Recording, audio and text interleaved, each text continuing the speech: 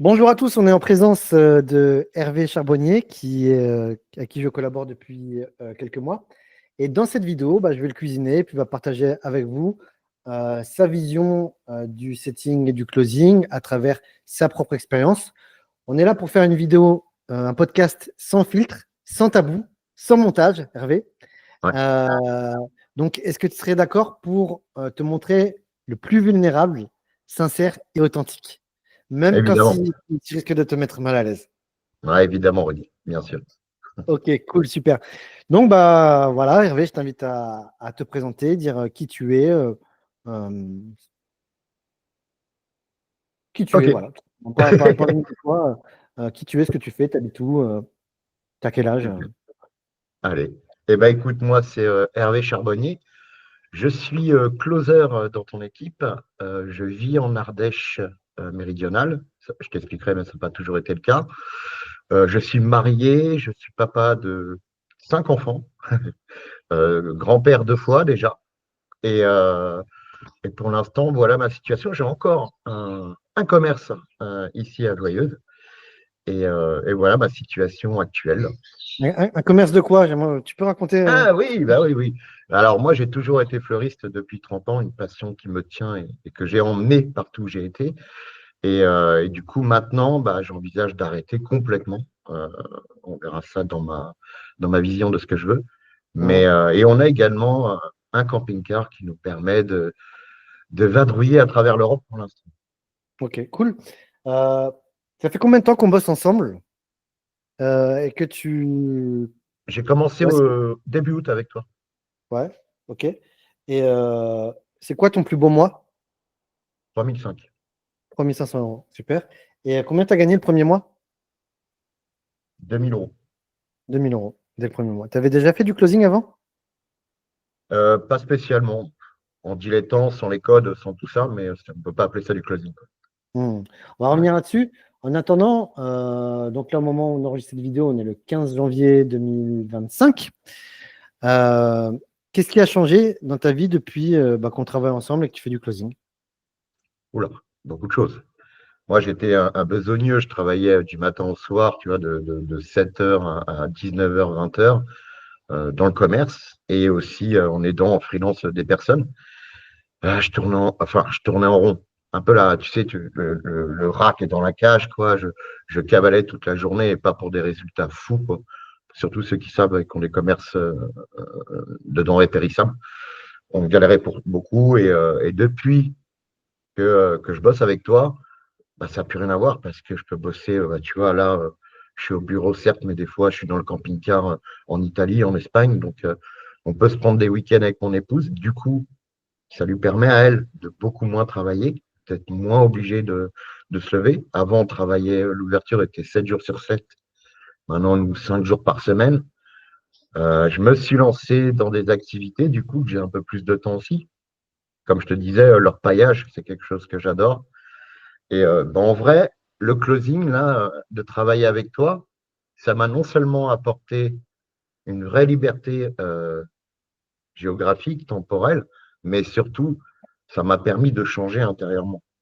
J'ai pu devenir cette personne capable de faire ça en suivant tes process, tout simplement. Hmm. Moi, je vois ta transformation au fur et à mesure des mois, hein, Hervé. Euh, Déjà, comme je t'ai dit avant de commencer l'enregistrement, tu deviens de plus en plus beau. C'est gentil. Et puis, je vois aussi dans les vidéos que tu postes sur les réseaux sociaux, parce que je t'avais vu poster sur TikTok et tout ça, et on voit ton message, en fait, il est en train de prendre de l'ampleur en termes d'éloquence et de vision et de mindset. Moi, je te vois grandir hein, semaine après semaine, hein. On va dire que c'est uniquement grâce à toi, Rudy. Ouais, c'est pas que grâce à moi, hein, parce qu'il y a plein de gens qui grandissent pas ou Il y a, qui fuient ou qui font non, des mais il y a tout dépressions à là-dessus. cause de moi, hein, aussi. Ouais, mais bon, voilà, comme tu dis, quand ça match, c'est top. Voilà. Ok, et ta femme, elle te dit quoi, toi, justement, par rapport au fait que maintenant tu sois closer? Ah bah elle, c'est le chamboulement total parce que nous on a une vraie connexion. Elle veut faire ça aussi, donc Ah, elle je me savais pas. pousse, elle me pousse pour que je fasse des plus gros revenus et elle veut rentrer dans le game, dans le jeu et ouais, elle aurait sa place en tout cas. Ouais. Ah, c'est Du cool, coup, elle est franchement. hyper excitée à ça. Ouais. Ok, mais on peut en reparler alors, hein. J'ai espionné son compte Facebook et tout, il a l'air d'avoir un super mindset aussi. C'est ça. Ok, cool, c'est bien. Et tes enfants, ils savent maintenant que tu fais du closing ou pas? Alors, mes Tes deux enfants? garçons, oui, mais pas mes filles. Ok. Et alors, qu'est-ce qu'ils disent les garçons? Ah, bah, déjà, ils ne comprenaient pas trop ce que c'était, pourtant, ils sont jeunes. Mais maintenant, ils kiffent, quoi. Et, bon, ils ne sont pas du tout dans la même partie. Mais j'aurais montré un petit peu vraiment ce qu'on faisait. Et ils trouvent ça juste génial, quoi. Ils sont Hmm. super fiers de ce que je fais. Ils se disent enfin, tu vas pouvoir profiter. Enfin, tu vas arrêter de. On va pouvoir te voir. Donc, et je trouve ça super génial, quoi. Je me suis quand même privé très, très longtemps de tout ça. Super, cool. Et il y a un truc qui est marrant, qui est très spécifique, pareil que j'avais vu en espionnant ton compte Facebook, hein, d'ailleurs, j'avais partagé avec Siegfried, c'est que tu ne te présentes pas comme closer. Comment est-ce que tu te présentes sur les réseaux sociaux? Ah oui, bah moi, j'ai été plein de choses. Non, mais Mais aujourd'hui, moi, par rapport à ton activité actuelle, tu dis ah oui, pas, comment je me présente? ouais, tu vois, et en fait, on n'a rien dit, mais on a trouvé ça très smart avec Siegfried. Que je bossais pour l'université de haut potentiel. Ouais, et c'est quoi comment tu t'intitules? On est 100% aligné, hein. Coach en prise de décision, c'est ça? Ouais, je sais plus. Facilitateur? Je me rappelle plus, mais on avait trouvé ça génial. Ouais, j'avais mis, je crois, coach en prise de décision. Et ouais, ouais. Tu veux que j'aille voir? Et pourquoi tu avais, on n'a pas le temps pour aller voir, mais pourquoi tu avais Ouais. mis justement coach en décision? On va dire qu'on travaille toujours ce qui nous impacte. Je pense que c'est les décisions fortes qui m'ont embêté. Et je m'aperçois qu'à chaque rendez-vous, c'est pas, tu sais, c'est pas trop l'argent, le blabla, le malin. C'est souvent prendre une décision à un moment donné de sa vie. Décider, qu'est-ce que ça veut dire? C'est parricide, homicide, fratricide, c'est se couper définitivement du passé. Et beaucoup de personnes ont du mal, peut-être moi le premier aussi, à se couper du passé pour avancer vers qui on doit être vraiment. Voilà. Hmm. Et donc, moi, quand j'entends ça, ce que j'entends entre les lignes, on n'en a jamais parlé de ça, mais ce que j'entends, c'est que ce qui te fait kiffer au-delà de l'argent, c'est de pouvoir aider les gens à prendre les décisions difficiles qu'ils n'arrivent pas à prendre tout seuls pour devenir une meilleure personne et s'autoriser, se permettre une vie meilleure, c'est ça? Exactement. Exactement. Et on est souvent à une ou deux décisions de changer notre vie, tout simplement. Hmm. Hmm. Ça te fait quoi quand on le sait, hein, à la fin des appels, quelquefois les clients, ils ont de la gratitude, oui, justement, quand ils disent ouais, euh, merci de m'avoir aidé à prendre la décision, merci de m'avoir aidé à faire ce qui fait peur, euh, Mm. parce qu'on ne le rappellera jamais assez, tout ce qui va te rendre la vie meilleure, plus facile, se trouve dans les actions qui te font peur. Ça te fait quoi, justement, quand les gens ils te disent merci? Ah, c'est une énorme gratitude. Et, c'est, tu sais, c'est pas ce merci, comme tu dis, c'est vraiment un merci profond. Et tu sais que ça va changer leur vie. Hmm. C'est ça qui est génial. Et tu le sens dans leur regard qu'ils sont prêts à changer leur vie. Et ça, moi, je trouve Hmm. ça top. Et Cette c'est marrant, bascule-là, elle est géniale. parce qu'en plus, les gens, ils te disent merci, alors qu'ils viennent te donner leur argent en plus.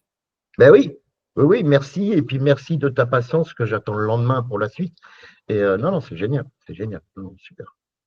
Et j'en profite là pour semer une petite graine là, pour ceux qui regardent ce podcast, qui l'écoutent. Euh, qu'est-ce qui fait qu'on est prêt à donner son argent à quelqu'un? C'est quand on est conscient que cette personne va avoir de l'impact dans notre vie. Et il n'y a que comme ça qu'on passe en mode, les Américains ils appellent ça take my money, tu sais, quand tu as l'argent, tu dis vas-y, prends mon argent, prends mon argent. Ah ouais, On ouais. s'est tous retrouvés au moins une fois comme ça. Et quand tu es comme ça, c'est quand tu sais que si l'autre prend ton argent, tu vas avoir une vie meilleure. Parce que ça permet de dépasser le cerveau reptilien et tout ça. Bon, là, je m'engage dans les théories closing et c'est pas trop le but. Euh, et alors, du coup, c'était quoi ta vie justement avant le setting closing? Donc, alors, j'ai toujours été dans le commerce, entre guillemets. J'ai quand même fait des breaks, je te dirais ça, dans le salariat. Mais j'ai toujours été dans le commerce, du 16 heures par jour, surtout quand j'étais à Paris, 7 jours sur 7, acheteur à l'international, etc. Une vie de fou. Et puis à un moment, bah, trop, ça explose. Jamais présent, jamais, voilà, jamais dans de bonnes conditions, toujours dans cette autoroute. Ça a explosé. Et, Ça veut dire quoi, ça a explosé? Ma femme s'est barrée, elle disait qu'elle en avait marre de ne Ok. pas me voir. Elle s'est barrée avec les enfants. Et moi, j'ai pris la décision de tout lui laisser, tout ce que j'avais à l'époque, et pour repartir à zéro et de retrouver le vrai Hervé. Donc, si je comprends bien, la mère de tes enfants, elle s'est barrée parce que tu travaillais trop, en fait, c'est ça? Ouais. Ouais. Trop de travail, puis trop de pression, donc tu n'es peut-être pas toujours au top quand tu es là. Enfin, voilà quoi. Et c'est un ensemble. Toi, tu Hmm. bosses pour des croyances qu'il faut que tu sois l'homme et que tu ramènes et puis tu t'aperçois que il faut ça, mais il faut le reste. Hmm. Il faut de la présence. Ouais. Hmm. Et comment tu l'as vécu, ça? C'est un drame dans ta vie ou... Oh ouais, ça a été le plus grand drame de ma vie. Non, non, ça a été. Je pense que j'ai mis plusieurs années à m'en remettre. Ouais, ouais, ouais, franchement, bien 5 6 ans au fond du trou, C'est-à-dire? vraiment. Ça veut dire quoi, le fond du trou? Oh, plus de motivation, plus d'envie. Je bossais, mais je vivotais. C'est là que je te dis que j'ai fait un peu de salariat quand j'ai voulu faire un break. Mais alors là, c'était encore pire. Et, C'est-à-dire? hein? C'est-à-dire? Bah, c'est-à-dire que là, je trouvais plus du tout de sens. J'allais, tu sais, comme un robot machinal, je faisais un truc, alors que j'avais jamais connu ça, j'ai fait des boulots passion. Et là, c'était vraiment là, je m'étais rendu compte, c'est quoi l'enfer du salariat à Paris, quoi. Transport en commun, pas de reconnaissance, pas de possibilité d'évolution, pas de surprise en fin de mois. Pff, ouais, j'ai pas pu. Hmm. J'ai cru que j'allais Tu sais, exploser une deuxième fois. tu sais, ça, pourtant, c'est le quotidien des gens normaux. Enfin, c'est la vraie vie. Qu'est-ce qui fait que toi, t'acceptais pas ça? Moi, je suis un aventurier dans mes valeurs, il y a l'aventure, le jeu et l'amour. Et si une de ces trois valeurs n'est pas remplie, tout se casse la gueule. Et tu vois, Hmm. il manquait peut-être le côté aventure, le côté jeu aussi, le côté amour. Il n'y avait rien de tout ça. J'aimais pas ce Hmm. que je faisais, c'était pas fun, et il n'y avait rien de génial ou de nouveau. Donc, bien sûr que ça ne Hmm. pouvait pas aller. Hmm. Après, peut-être que ça convient à des gens, tu Hmm. vois, d'être cadré, de ne pas avoir de surprise, d'avoir ses 5 semaines, ça c'est très bien. Ok.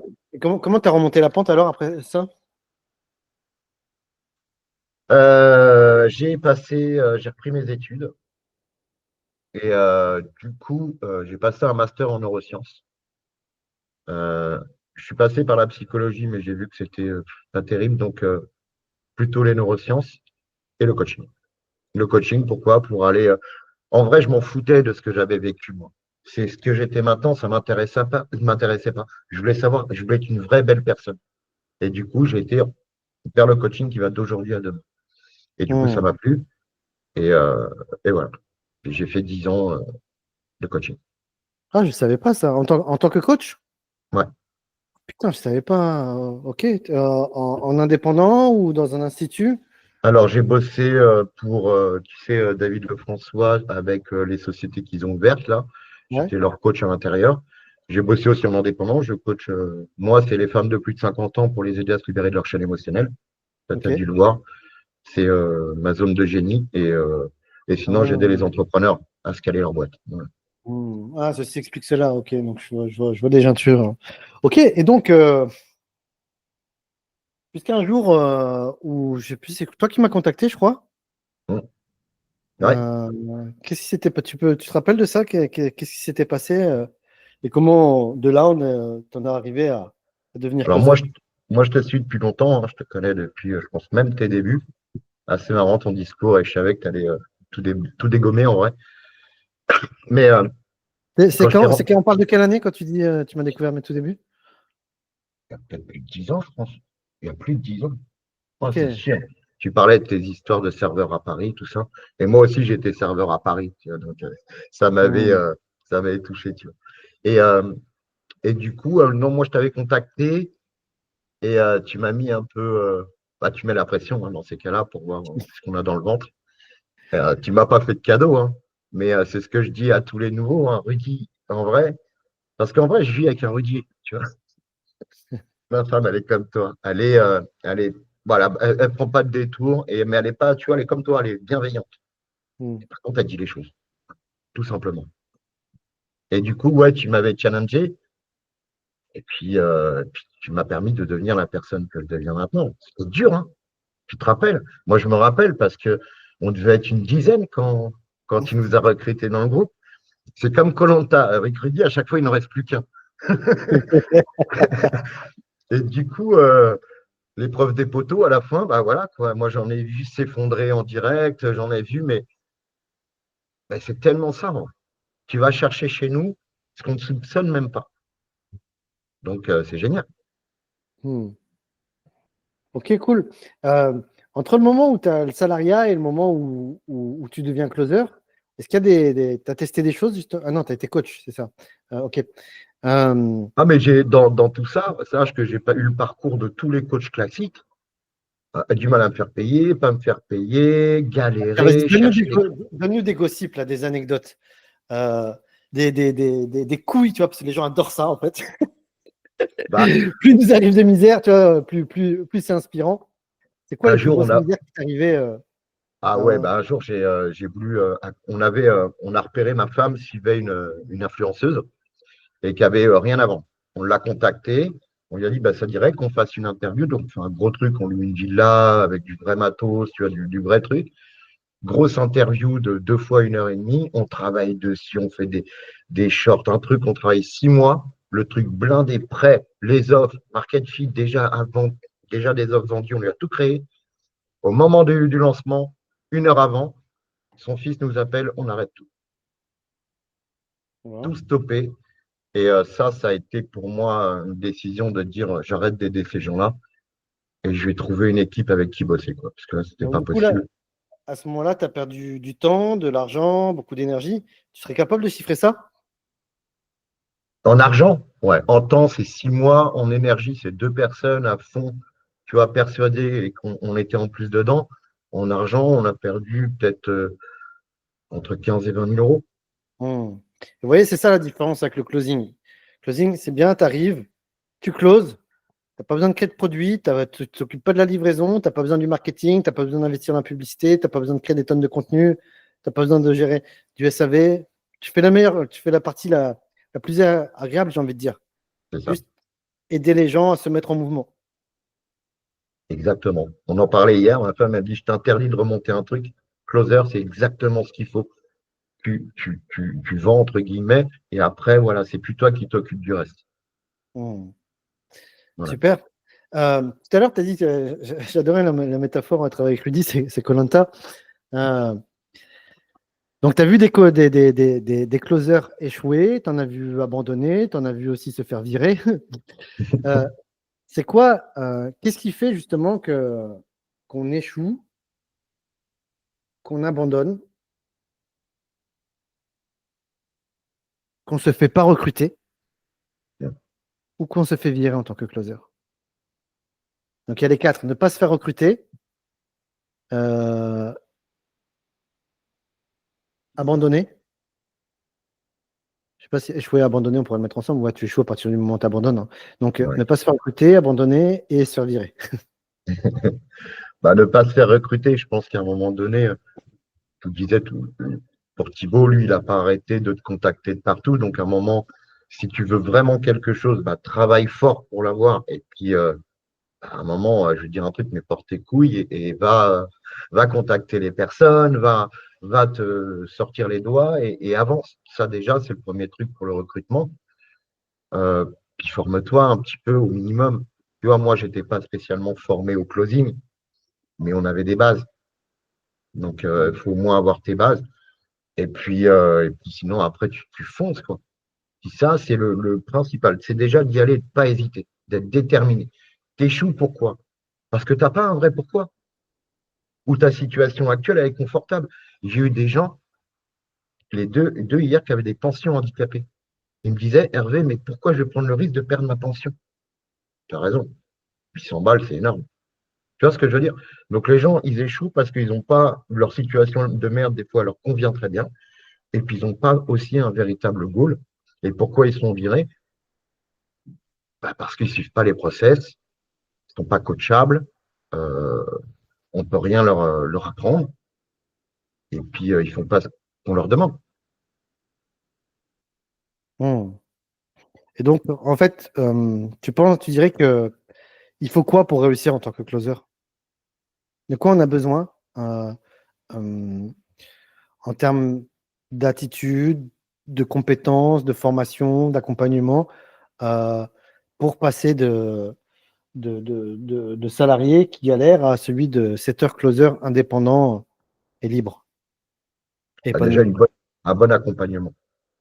On ne peut pas se faire tout seul. Ou alors si, mais il va falloir des années. Et ça, je pense que tout le monde abandonne à ce moment-là s'il faut des années. Quand tu intègres une bonne équipe, quand tu es bien cadré, quand tu as des bons prospects pour t'entraîner ou faire tes premières ventes, comme je dis toujours, le savoir est une chose, le savoir-faire est encore mieux. Donc, le mieux, c'est d'avoir, tu sais, comme les CAP qu'on a de poisson, de triperie, bah, les mecs, ils sont devant leur truc et ils travaillent. C'est comme ça que tu apprends le métier de closer. Tu peux lire tous les bouquins tant que tu n'es pas confronté, tant que tu ne fais pas des roleplays avec tes collègues, tant que tu ne fais pas tout ça, tu ne sais pas du tout ce que c'est. Hmm. Est-ce que, je pense que tu l'as dit une fois, mais je te l'ai dit il y a longtemps, tu fais partie de mes chouchous, Hervé. Ah, Euh, Est-ce que tu as une idée de pourquoi? bah, tu l'as dit tout à l'heure, tu vois ma transformation. Et je pense que je suis coachable. Et je fais des conneries, j'en ai fait pas mal. Et j'essaye toujours de jamais le reproduire. Toujours de faire en sorte que, OK, je m'en fous, je vais me démerder, etc. Et comme tu disais, une erreur une fois, ça arrive. Deux fois, c'est un choix. Et puis Ouais. aussi, quand tu as quelqu'un que tu admires ou que tu dis, waouh, j'aimerais devenir comme lui dans des choses, c'est beaucoup plus facile. Et parce que tu es un leader. Et on a envie de suivre un leader. On a envie de suivre sa vision. On a envie de suivre ce qu'il est en réalité. Et comme tu es un bon leader, j'ai envie, moi aussi, de devenir un leader à mon tour. D'ailleurs, c'est comme ça qu'on mesure les bons leaders. Les bons leaders fabriquent des leaders. Ouais, exactement. Cool. Moi, je te remercie pour les fleurs. Moi, je voulais plutôt que tu te lances des fleurs, mais je vais t'aider. Je vais vous dire pourquoi je kiffe Hervé. C'est vrai qu'Hervé fait des bêtises, hein, honnêtement. Mais chez moi, en fait, tu as le droit de faire toutes les erreurs du monde. Une fois. Deux fois, c'est un choix. Et effectivement, il ne refait pas deux fois les mêmes erreurs. Mais je pense qu'Hervé, c'est celui qui fait le plus de gaffe, en fait. Et, mais on continue, en fait, de lui donner des responsabilités à chaque fois. C'est son attitude. C'est ton attitude et ton mindset et ce degré de coachabilité de dépasser qui fait que, malgré les erreurs, bah, j'ai plus confiance en toi qu'en d'autres. Ok. Parce Ouais, que c'est je cool. sais que l'erreur, tu ne vas pas la refaire et que surtout, en fait, bah, tu es coachable et tu progresses, en fait. D'autres avec lesquels j'ai une historique de moins d'erreurs, mais j'ai pas envie de leur donner les mêmes missions, en fait. Parce que, parce que c'est moins inspirant, en fait, tout simplement. Donc voilà, ça c'était pour te dire, j'ai pas eu l'occasion de te dire, je profite de te dire tout le bien que je pense de toi, Hervé. C'est adorable. Euh, ok, cool. Et donc bah, là, tu fais partie des membres fondateurs de Cash Collector. On est le 15 janvier. Le programme, il n'est pas encore lancé encore. Plutôt, on commence à le commercialiser alors qu'il n'est pas encore créé. Tu as pu voir la solution signature. Qu'est-ce qu'il va y avoir dedans? Qu'est-ce que tu trouves incontournable justement dans la formule de Cash Collector? Ah, mais l'incontournable, c'est la rapidité de mise en action. C'est-à-dire, c'est pas dans un mois, on va pas t'apprendre des trucs, c'est tout de suite. Tu intègres une équipe, donc, première semaine présente, et dès la deuxième semaine, tu commences déjà à avoir tes premiers prospects ACT, entourés par, tu es déjà accompagné par un coach, mais surtout entouré par toute son équipe, ce qui va te permettre à chaque rencontre avec eux, que ce soit quotidien ou deux, trois fois par semaine en fonction de ton équipe, de savoir quoi faire, comment le faire, pourquoi le faire, et avec des vrais deadlines. Donc, ça fait que tu es vraiment suivi pas à pas. Et puis, on corrige tes erreurs, on t'apporte de la valeur et on te suit tout le temps. Et ce qu'il y a de génial, c'est que le coach n'est payé que quand l'élève a généré 5 000 € de cash. Donc en vrai, c'est gagnant-gagnant.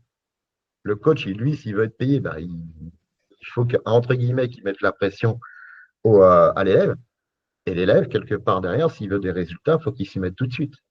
Donc en Et vrai, Ouais. Justement, excuse-moi, je te coupe la parole parce qu'il nous reste que 5 minutes. Ouais. Justement, toi aussi, tu es team leader et tu vas avoir des gens dans ton équipe. C'est quoi le profil des gens idéal que tu voudrais dans ton équipe parce que tu sais que ça va être écologique, fun et efficace de collaborer, d'apporter des gros résultats rapidement? Bah, comme tu sais, je suis déjà en train de travailler pour Cash au niveau du setting, du closing. Bah, j'ai déjà des personnes dans l'équipe, des personnes que j'ai qui veulent me rejoindre et je vais te dire le profil qu'ils ont. Ils sont super dynamiques. C'est des personnes, alors, il y a tous les agents, mais c'est des personnes qui, premièrement, sont dynamiques, qui ont un vrai goal, qui ont un vrai besoin de ne plus du tout rester dans leur situation actuelle. Souvent, c'est des parents qui vivent seuls, indépendants, qui ont une activité, qui sont salariés, mais qui n'ont pas de reconnaissance. Donc, du coup, c'est des gens frustrés. Et ces gens frustrés, quand ils veulent venir avec moi, c'est qu'ils sont déterminés. Ils ont envie de changer leur vie. Ils passent à l'action. Je n'ai pas besoin de leur courir après. Hyper réactifs, comme toi, ils ont le droit de faire des erreurs, mais surtout, ils doivent nous la remonter pour qu'on puisse que ça ne se reproduise pas. Et moi, dès que les personnes, elles sont comme ça et que je n'ai pas à aller les chercher, qu'elles viennent me voir, ça, c'est le plus important. Je ne vais pas courir après les gens. Et bien là, on s'éclate. Ouais, on s'éclate Mmh, vraiment. super. Donc, est-ce que tu es OK pour que les gens réservent un appel avec toi en vue de postuler, de rejoindre le programme Cash Collector ou même te poser des questions, voir si c'est fait pour eux? Ah bah génial, mais surtout, voilà, s'ils ont vraiment envie de tout défoncer, pas de découvrir un truc comme ça, s'ils ont vraiment envie de changer leur vie, parce que, bah ouais, comme je l'ai Et, fait, hein, parce et- que je t'ai pas dit, mais mon camping-car, il est bientôt prêt, hein, et on est en train de mettre en vente la maison, donc tout va bien. Et donc, s'ils veulent vraiment changer leur vie, avoir une vraie liberté financière et géographique, alors c'est chouette qu'ils viennent me rejoindre, qu'ils peuvent cliquer en dessous ou en bas. C'est Hervé Charbonnier. Et ça sera un vrai kiff de collaborer avec eux si ils ont cette niaque, quoi. Voilà. Mmh, super. Dans l'appel précédent avec Léo, on a improvisé un petit bonus pour ceux qui allaient réserver un appel et rejoindre le programme Cash Collector dans la semaine qui suit, la semaine qui vient là. Par exemple, pour Léo, c'était le bonus, c'était tous ceux qui réservent un appel et qui rejoignent la prochaine cohorte là, de cette semaine de Cash Collector. En bonus, il va les aider à s'installer à Bali s'ils en ont envie et qu'ils décident de venir. Ah, génial. C'est quoi Bon, le moi, je sais petit pas. bonus justement que tu pourrais mettre qui te fait kiffer, tu vois? Donc, cherche pas un truc à Bali, cherche un truc qui est dans ton confort, tu vois, et qui va te faire plaisir et qui va te rendre plus heureux et rendre plus heureux aussi ceux qui vont en profiter, tu vois. Bah, écoute, j'ai dit, je peux leur apprendre à faire des bouquets, mais ça ne va pas les intéresser. Leur apprendre à s'installer en Ardèche avec plaisir. S'ils viennent, je les accueillerai avec plaisir. Qu'est-ce que je peux faire? Leur consacrer, je dirais, Est-ce qu'on peut dire une soirée barbecue? à moi, avec plaisir, autour de la piscine à la maison. Ouais, Bon, ben voilà. super. Vous venez et on organise ça avec plaisir. Super. Merci beaucoup, Hervé. Bravo pour Merci tout ce que tu infiniment. fais. Et je te dis à très bientôt. Merci Rudy, à bientôt.